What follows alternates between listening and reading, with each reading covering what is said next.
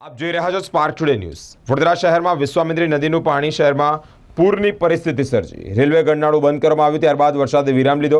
સાફ સફાઈ અભિયાન ચાલુ થયું। મિત્રો, રેલવે અંડર જે ગરનાળું છે ત્યાં સાફ સફાઈ નથી કરવામાં આવતી।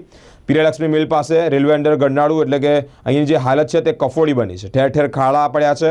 ચાલકોએ મુશ્કેલીનો સામનો કરવો પડી રહ્યો છે।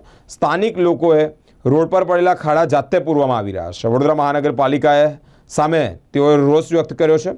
રોડ પર પડેલા ખાડા વહેલામાં વહેલી તકે પૂર્ણ કરવામાં આવે, વાહન ચાલકોને મુશ્કેલીઓ ન પડે। ઠેર ઠેર અંડરપાસ જે કચરો છે તે એકત્રિત થયો છે તેની સાફ સફાઈ કરવામાં આવે તેવી માંગ સાથે સમસ્યાને લઈને સ્થાનિક લોકોએ તંત્ર સામે રોષ વ્યક્ત કર્યો છે। આ પ્રિયલક્ષ્મી મિલની ચાલ એલમ્બિક રોડ વડોદરાનું ગરનાળું છે। અહીંયા પૂર આવ્યું હતું, આ વર્ષે જે ભયંકર પૂર આવ્યું હતું ત્યારથી હમણાં સુધી અહીં કોઈ વ્યવસ્થા નથી, કોઈ કામગીરી નથી, કોઈ સફાઈ કામ નથી। આ નાળામાં એટલી બધી ગંદકી છે કે લોકોને આવવા જવાની પરેશાની છે। અને તમે ખાડા જુઓ, અમે પથરા નાખીને લોકોને અવર જવરની તૈયારી કરીએ છીએ। એટલા બધા અધિકારીઓને ફોન કર્યું પણ કોઈ અધિકારી આવવા તૈયાર નથી, કોઈ નથી આવતું। જરાય સાફ સફાઈ કરીને નાળાની તો વ્યવસ્થા કરી આપે।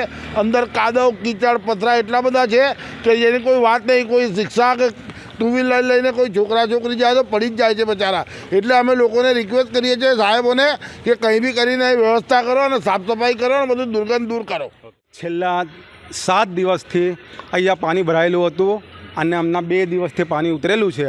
તો દરનાળાની અંદર એટલા ખાડા પડેલા છે અને એટલી ગંદકી છે તે આવવા જવામાં દુનિયાભરની તકલીફ પડે છે। અમે દુનિયાભરના ખાડા તો પૂરીએ છીએ, છતાં પણ લોકો વાહનોવાળા ચાલનારા બધા પડી જાય છે। તો અમે કોર્પોરેશનને વિનંતી કરીએ છીએ કે વહેલામાં વહેલી તકે આ દરનાળાની સફાઈ કરે અને જેટલા ખાડા પડેલા છે વહેલામાં વહેલી તકે પૂરી દે એવી અમારી વિનંતી છે। તંત્રની કામગીરી ઝીરો છે, સેજ પણ નથી। એક પણ તંત્રવાળો આવ્યું નથી, કોઈ પણ કોર્પોરેશનના સભ્યો આવ્યા નથી, કોઈ નેતા આવ્યા નથી, કોઈ કોર્પોરેટર કે કોઈ નેતા અહીંયા ફરક્યું નથી। વોટ લેવા માટે તો લાઈનથી આવે છે, નાળાની અંદર લાઇટો પણ નથી। રાત્રે તો બધા દુનિયાભરના માણસો પડી જાય છે અને ગંભીર રોગચાળો ફાટે એવી અમને આશંકા છે। મારું નામ મુન્નાભાઈ સોફાવાળા, મારું દરનાળાની બાજુમાં જ દુકાન છે, એટલે મને તો દરનાળાની પૂરી માહિતી છે।